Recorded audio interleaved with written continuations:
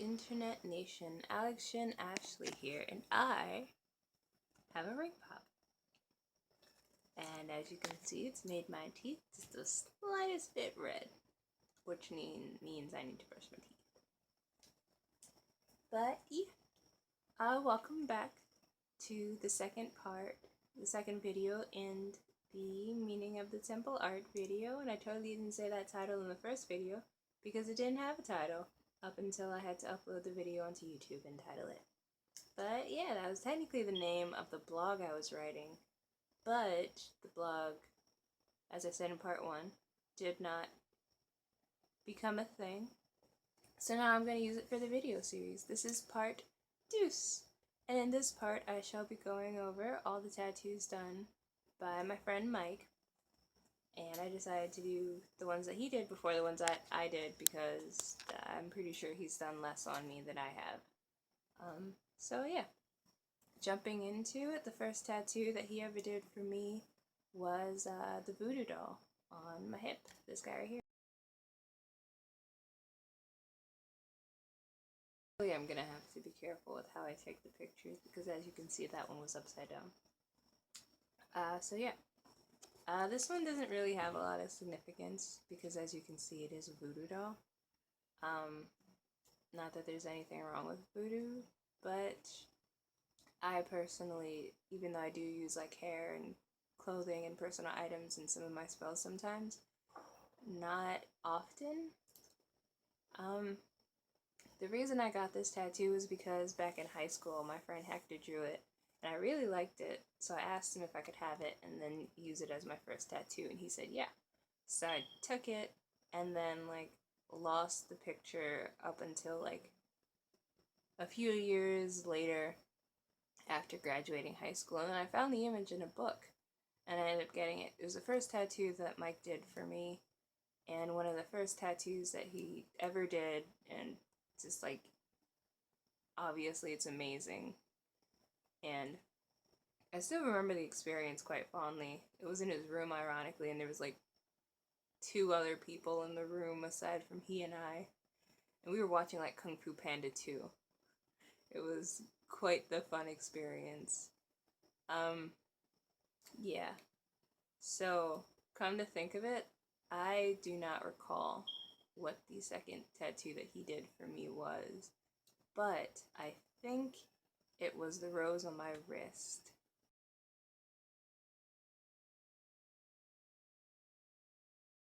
Oh my god, why does it always get so dark when I hit record? I just want to be seen. I'm not a shadow. I'm not as dark as you think I am. So yeah. Despite the morbidity of how it looks, that is, the rose on my wrist is actually it's a white rose.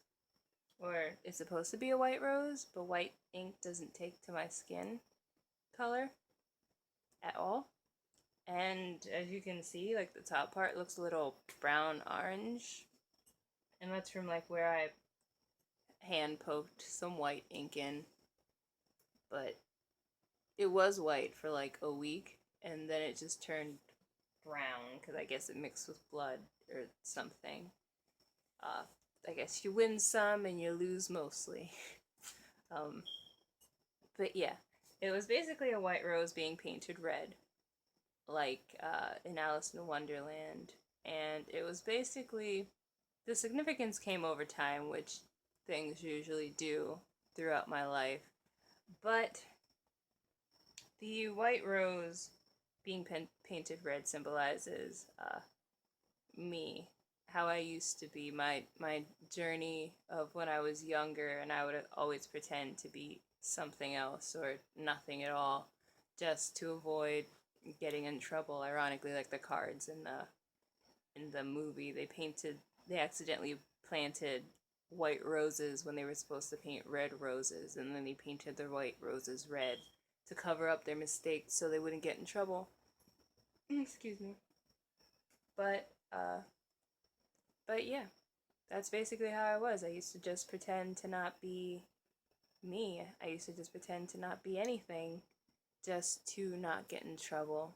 I used to hide myself and say that I wasn't into the things that I was into, and just, I wasn't ashamed, I was just hiding. Something like that.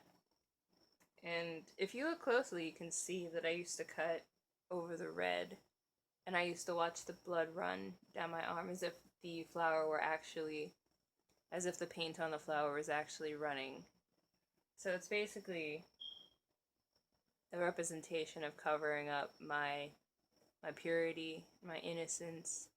Because white roses, I do believe they represent like purity and all that jazz, and red roses are like passion and whatnot. And I was basically just covering up my genuine essence with what I thought I needed to be in order to make my mom proud. Yeah, I have a lot of Alice in Wonderland themed tattoos, and I like it.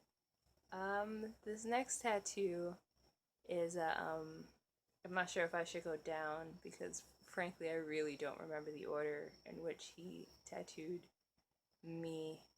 But I guess I'll get the Alice in Wonderland themed ones out of the way first. This next piece is a quote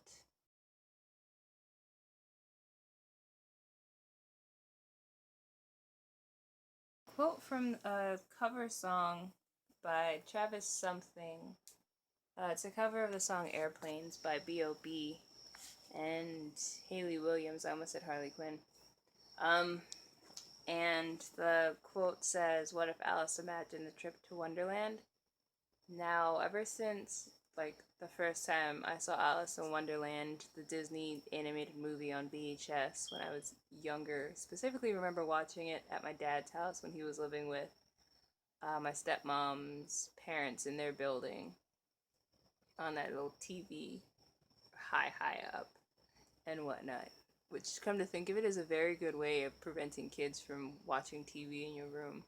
Um, but yeah, ever since I saw that movie, I've always really related to Alice in Wonderland. So I got the quote kind of like a play on words almost. Because I've always felt like I was living in a wonderland, or not necessarily the same reality as most people. Like my thoughts and feelings have always, they've always differed from the people around me, and nobody that I interact with, most of the people I interact with, they don't really know how to put themselves in somebody else's shoes, and it doesn't really seem as if they even want to try. So they just believe that there's their one perspective, and then you should exist in their perspective. Every time I say that, it just blows my mind because that's literally how children are. Like, age 3 to 4 or something, or right after the mind phase, they go through this stage where it's just like, you mean people can see me when I can't see them, and people don't feel the way I feel, and people don't think the way I think? Yeah, like that's early developmental. So clearly, a lot of people in our society haven't advanced past that form of thinking if they're still believing that everybody should just think the way they think and feel the way they feel because movie? But yeah, that's basically why I got that one, because my life is an illusion that completely differs from that of other people. And yeah, this next piece is another Alice in Wonderland piece, and it's the Cheshire Cat smile.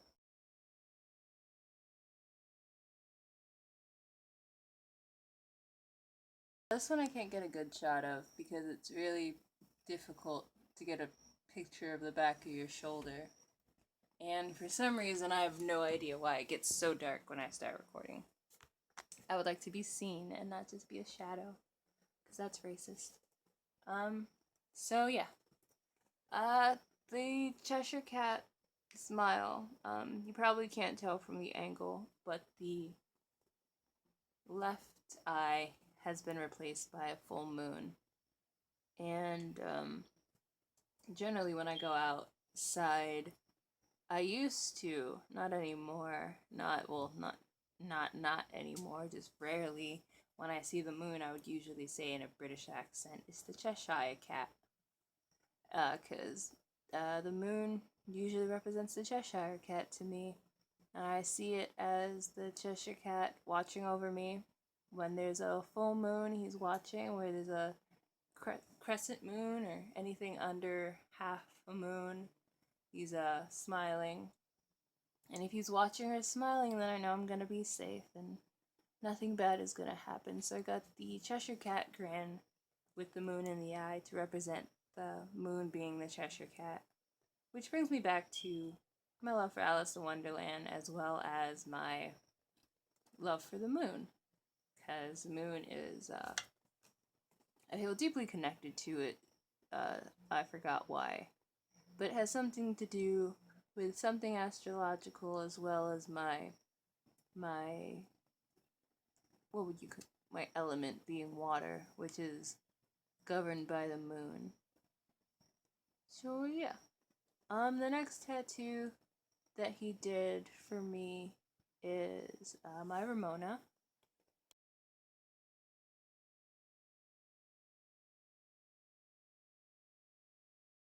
This, for all you Scott Pilgrim vs. the World nerds out there, is a picture of Ramona from Scott Pilgrim vs. the World. It appears in the movie, not so much the graphic, well, not at all the graphic novel. It's from the party scene where he asked that one guy whose name I don't remember if he's seen a girl with hair like this, and then he holds up a picture, and this is the picture. Now it looks like it says something, and it might. I'm not entirely sure, but who knows? Oh, Brian Lee O'Malley knows. Well, he might not know because he's not the one that designed it. It wasn't in the novel, it was just in the movie. So I guess the director or the creative director would know. Maybe one day I'll get to find out. The significance of this one to me is simply because I love Scott Pilgrim vs. the World. Also, it serves as a reminder to a very special someone who also loves Scott Pilgrim vs. the World. Also, ever since seeing that movie, I always felt like a Ramona. Like, just cool, calm, collective, too cool for school type of person, even though my anxiety does not let me show that side of myself or enjoy that side of myself, so to say. But I've always felt a deep connection to Ramona. Of all the Ramonas, Kims, and the fuck was her name?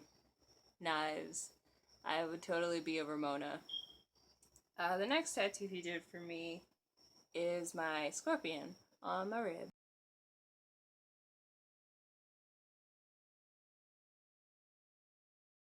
So yeah, the scorpion on my rib is it's for all you Naruto Shippuden fans out there who probably don't even recognize the scorpion, because I'm pretty sure it didn't really make that big an appearance in the anime. It's the mark of Sasori, and it's the mark that he puts on all his puppets. Generally, it has a square or diamond around it. I can't remember which one it is, but generally, yeah, it's the mark of Sasori. And the reason I have it on me is because it's a representation of the side of me known as Shin. Well, Shinju, which is the full name, Shinju Kaguya.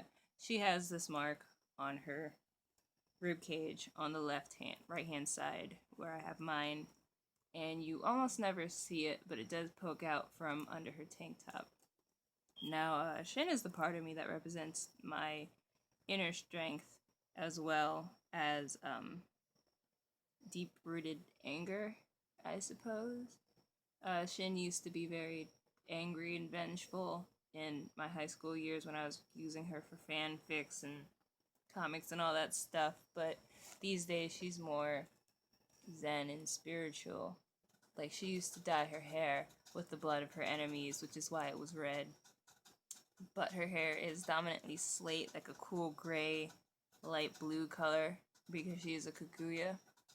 And she doesn't dye it with the blood of her enemies anymore. Yeah. So I have the scorpion because, well, it technically has nothing to do with being a Scorpio, which I find that pretty funny because people they come up to me like, "Hey, you're a Scorpio, aren't you?" And I'm like, "Oh yeah, how'd you know?"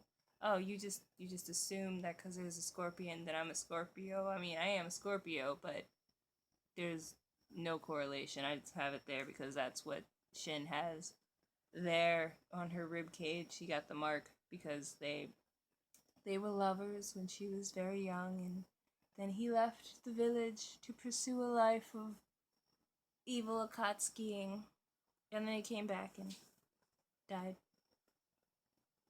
You know, the usual fun stuff. I'm pretty sure everybody, yeah, literally everybody Shin was friends with died. Fucking Haku and Gaara, Sasori, but Gaara came back, thank God. Like, I stopped watching Naruto because Gaara wasn't there anymore. I'm like, I don't want to watch a show where Gaara doesn't exist in your universe. But he came back, and I haven't watched still. I even hear he's in a few episodes. But all of that is irrelevant. So that is the meaning behind the Scorpion. Um, and yeah, generally that was also, well, I don't want to say it was painful because I remember sitting there just taking it and everybody's like, that doesn't hurt. And I'm like, yeah, it kind of does hurt, but it's like not tolerable. Like, it's not the worst pain I've experienced. It's certainly no back tattoo. It's certainly no fucking corset piercing tattoo.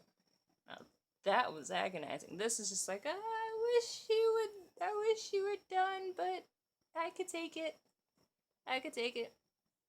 The next tattoo that I have on me for Mike is my big sister tattoo.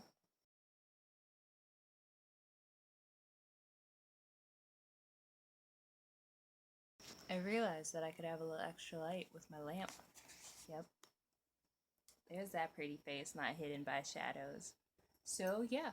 Every time I look at this undoubtedly hard to take a picture of tattoo, it always makes me smile. Like every time I see it, it becomes my favorite tattoo. Granted, this right here is gonna be my favorite tattoo, and I'll get to that possibly like last. For one, I'm not even gonna go over the tattoo as it is right now because it's not done. I'm gonna do that in my next video because this image right here, I'm gonna go in depth as to the significance of this because this is gonna be significant, and I'm gonna do it right after this one and upload that one before the tattoos I've done video.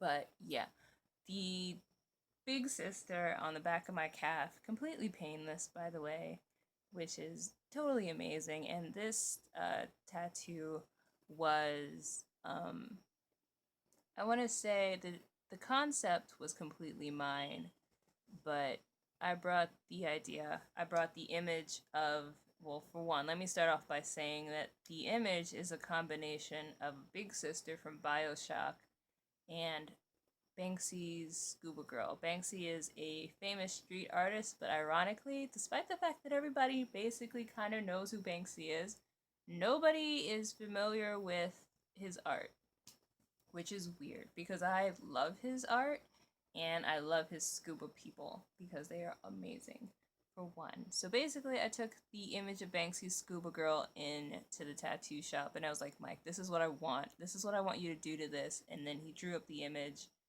and then he tattooed the image on my calf. And it's undoubtedly one of my favorite tattoos, literally every time I see it. So, yeah, the significance of that. For one, I have a undying passion for street art, for one, and an undying passion for Bioshock, for two, and an undying passion for just underwater things and scuba people, period. I just love the way the head looks, and I love big daddies, I love big sisters, I love little sisters, I literally just love everything about BioShock. Like, one of these days, I'm gonna get a tattoo on my shoulder of Songbird. Just a diagram of Songbird done up like the, Michelangelo something. That one diagram of the human where the arms are like this and like that. Well, this is... You probably don't know what I'm talking about, but you nerds, you BioShock nerds, you know what I'm talking about. You remember sitting there staring at the diagram of Songbird drawn on the wall while you were walking through that one place where Elizabeth was, where Songbird was programmed to follow Elizabeth. You know what I'm talking about. It was a cool ass image. But any hoozles.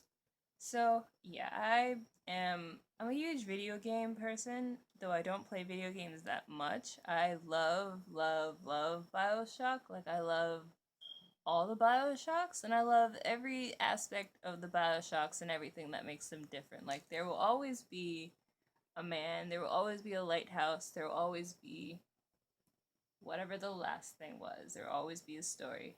You know what I'm talking about. You probably don't know what I'm talking about because a lot of people haven't fucking played BioShock, even though it's an amazing game. And nobody ever gets as excited as I do when they see this image. They're just like, oh, what's that? And I'm just like, oh, well, it's a combination of Banksy Scuba Girl and a big sister.